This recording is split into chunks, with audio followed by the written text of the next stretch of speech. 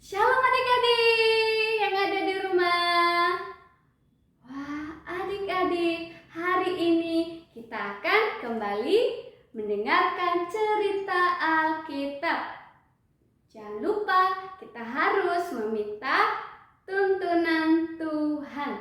Wah, adik-adik yang ada di rumah, boleh menundukkan kepala, tutup matanya, kita berdoa. Tuhan Yesus yang baik, terima kasih untuk kebaikan-Mu dalam hidup kami. Saat ini Tuhan, kami akan mendengarkan cerita Alkitab. Tuhan tolong kami, bahkan adik-adik yang ada di rumah yang akan mendengarkan, Tuhan berkati mereka. Tolong mereka agar mereka dapat mengerti apa yang mereka dengar dari yang kami sampaikan. Terima kasih Tuhan Yesus. Amin. Orang tuamu memiliki kehendak supaya kamu melakukan hal-hal yang baik. Demikian juga Allah memiliki kehendak untuk semua orang. Lewat ayat hafalan kita hari ini, kamu akan mengetahui kehendak Allah. Dalam 1 Timotius 2 ayat 4. Kakak akan membacakannya kepada kamu sekalian. 1 Timotius 2 ayat 4 yang menghendaki supaya semua orang diselamatkan dan memperoleh pengetahuan akan kebenaran. 1 Timotius 2 ayat 4. Wah, adik-adik, kita akan membaca secara bersama-sama. Jangan lupa dari alamat, isi kembali ke alamat 1, 2, 3. 1 Timotius 2 ayat 4 yang menghendaki supaya semua orang diselamatkan dan memperoleh pengetahuan akan kebenaran. 1 Timotius 2 ayat 4. Sekali lagi ya, 1 Timotius 2 ayat 4 yang menghendaki supaya semua orang diselamatkan dan memperoleh pengetahuan akan kebenaran.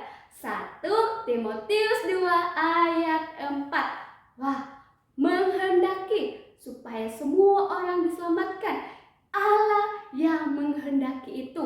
Allah mau supaya orang-orang yang ada di dunia ini diselamatkan dan memperoleh pengetahuan dan kebenaran. Wah, kebenaran itu hanya ada di dalam Tuhan Yesus, yaitu percaya kepada Tuhan Yesus bahwa Tuhan Yesus telah mati dan bangkit kembali untuk menghapus dosa-dosa dunia. Adik-adik, kita akan membaca ayat hafalan ini 1, 2, 3. 1 Timotius 2 ayat 4 yang menghendaki supaya semua orang diselamatkan dan memperoleh pengetahuan akan kebenaran. 1 Timotius 2 ayat 4.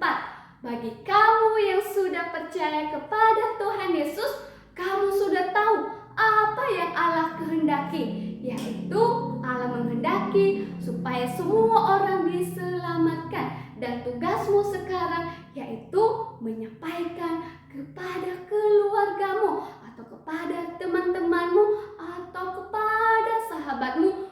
Kamu ceritakan tentang kebaikan Tuhan, bahwa Tuhan Yesus telah mati dan bangkit untuk menebus dosa-dosa manusia. Wah, bagi kamu juga yang masih belum percaya kepada Tuhan Yesus, Allah juga mau supaya kamu diselamatkan dan Allah mau supaya kamu percaya kepadanya. Kalau kamu mau diselamatkan, kamu perlu melakukannya hari ini, yaitu percaya kepada Tuhan Yesus sebagai juru selamatmu. Adik-adik, kita membaca ayat hafalan ini dengan menutup beberapa kata. Adik-adik yang ada di rumah boleh melihat di slide ya. Cara Jangan lupa cara membaca ayat hafalan kita dari alamat isi kembali ke alamat 1, 2, 3. 1 Timotius 2 ayat 4 yang supaya semua orang diselamatkan dan pengetahuan akan kebenaran. 1 Timotius 2 ayat 4. Adik-adik sekali lagi ya. 1, 2, 3. 1 Timotius 2 ayat 4 yang supaya diselamatkan dan pengetahuan akan 1 Timotius 2 ayat 4. Adik-adik jangan lupa untuk menghafal ayat hafalan ini sepanjang minggu ini.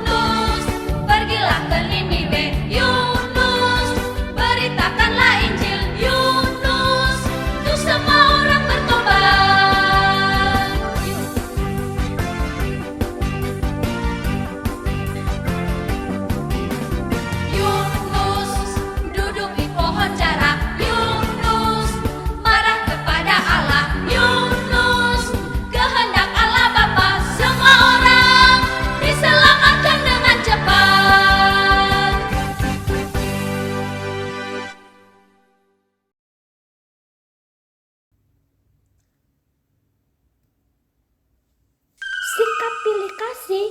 Wah, apakah itu? Termasuk kamu yang sudah percaya kepada Tuhan Yesus? Bagaimana sikap orang yang sudah dipilih oleh Tuhan? Ia harus mengetahui kehendak Allah. Apa kehendak Allah? Wah, kehendak Allah bagi segala bangsa, bagi semua orang. Apa itu kehendak Allah bagi segala bangsa? Kamu akan tahu lewat cerita kita hari ini. Adik-adik, masih ingatkah kamu di mana ketika Yunus memberitahukan bahwa 40 hari lagi Allah akan menunggangbalikan kota Niniwe. Tetapi adik-adik, ketika orang-orang Niniwe mereka mendengar itu, bahkan sampai kepada raja, mereka berbalik dan mereka percaya kepada Allah. Mereka berkabung dan mereka berpuasa, mulai dari yang anak kecil bahkan sampai orang dewasa, sampai kepada ternak-ternak mereka, dan mereka sungguh-sungguh berdoa kepada Allah. Allah melihat itu dan Allah tidak mau mendatangkan malapetaka bagi orang-orang Niniwe. Wah, adik-adik, orang-orang Niniwe ini Allah mengampuni mereka dari dosa mereka. Tetapi apakah ini membuat Yunus menjadi senang? Ternyata hal ini membuat hati Yunus kesal dan ia marah. Sehingga ia datang kepada Allah dan mengatakan bahwa Engkau adalah Allah yang pengasih. Itulah sebabnya aku melarikan diri ke Tarsis. Aku tahu bahwa Engkau gampang mengampuni mereka. Wah, kenapa Yunus begitu marah kepada Allah? Kalau Allah mau mengampuni orang-orang Niniwe, harusnya Yunus apa? Senang dong kalau orang-orang Niniwe itu bertobat. Wah, mungkin Yunus berpikir bahwa ketika Allah mengasihi orang Niniwe, Allah pasti akan mendatangkan masalah bagi orang Israel. Tetapi ingat, sebagai orang yang terpilih harusnya tidak pilih kasih. Ingatkah kamu bahwa jika kamu sudah percaya kepada Tuhan Yesus, ingat, Allah menghendaki supaya segala bangsa diselamatkan. Segala bangsa artinya semua orang, anak kecil, orang dewasa, Allah mau mengampuni mereka. Mungkin kamu berpikir bahwa ada temanmu di sekolah, ia sering mengejek kamu karena kamu orang Kristen.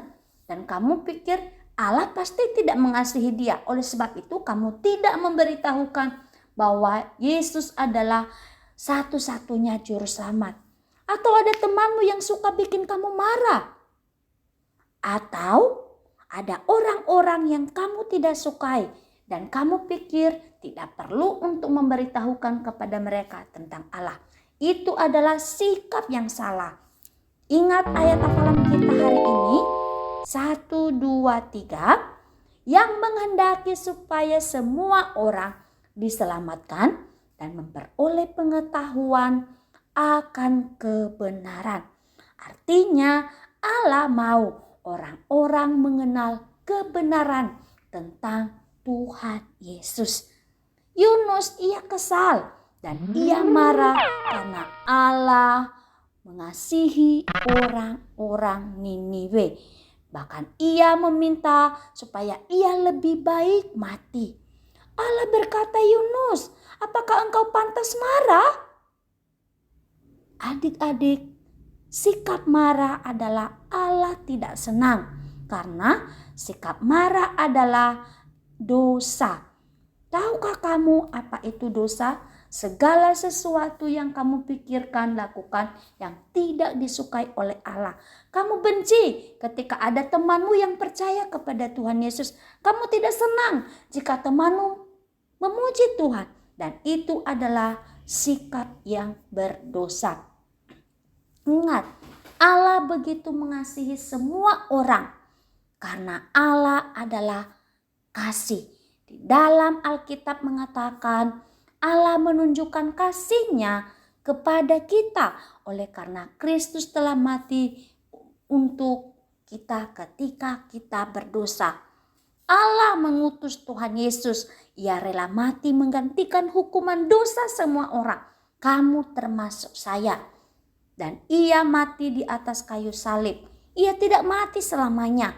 Ketika ia dikubur, hari ketiga ia bangkit dan ia naik ke surga. Ia mau kamu berada di surga bersama dengan dia. Allah mengasihi semua orang.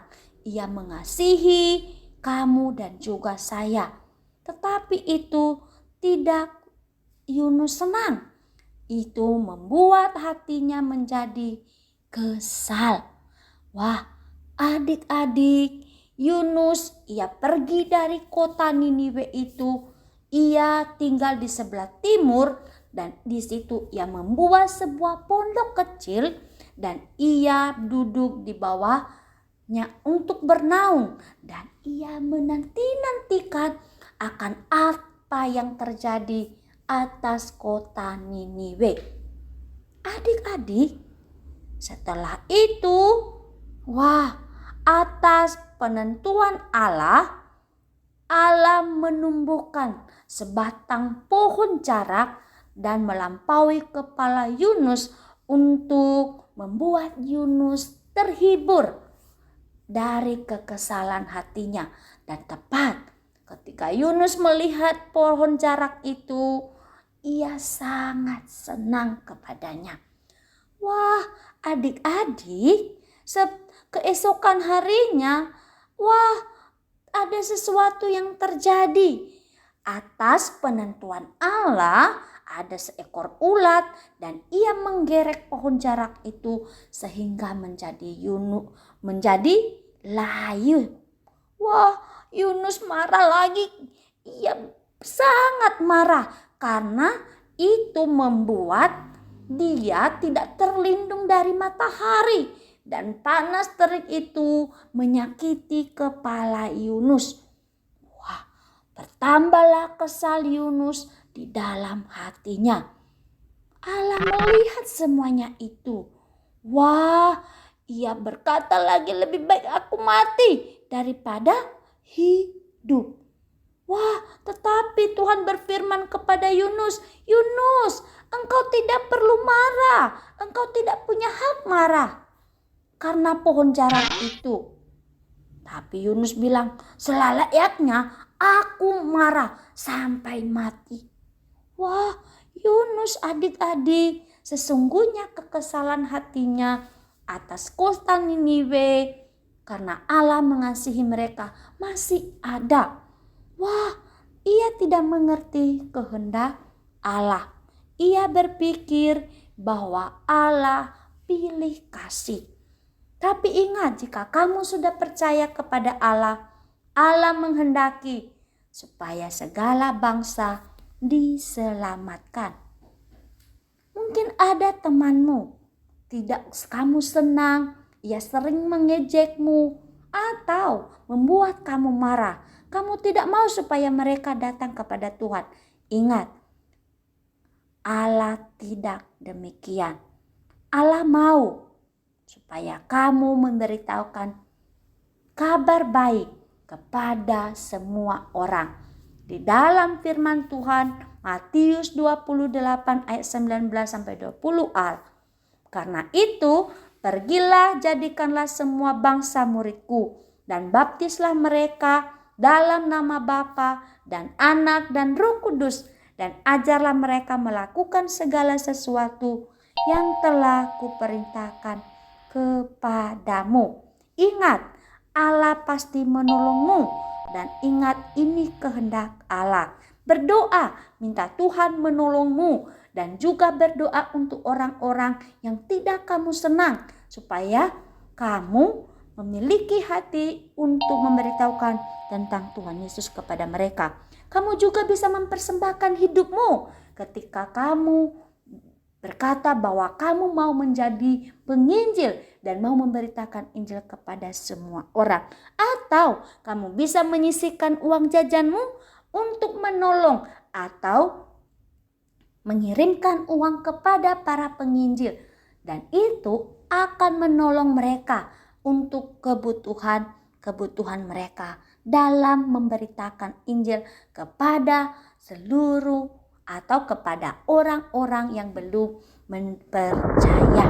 Adik-adik, lalu Allah berfirman lagi kepada Yunus, engkau begitu sayang kepada pohon jarak itu, yang untuknya sedikit pun engkau tidak berjerih payah, dan engkau tidak menumbuh, yang tidak engkau tumbuhkan. Wah, Allah mengingatkan kepada Yunus, kalau pohon jarak saja yang layu, Yunus marah.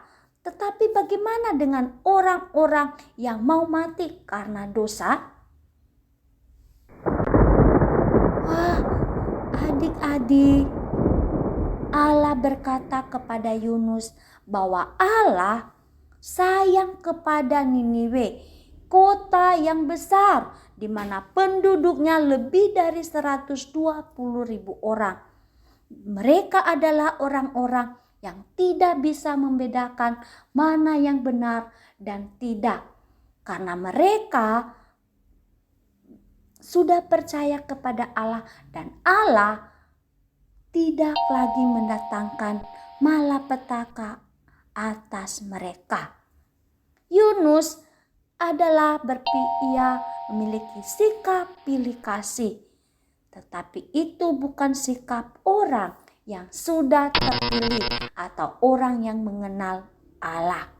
Ini adalah sikap yang salah. Karena apa?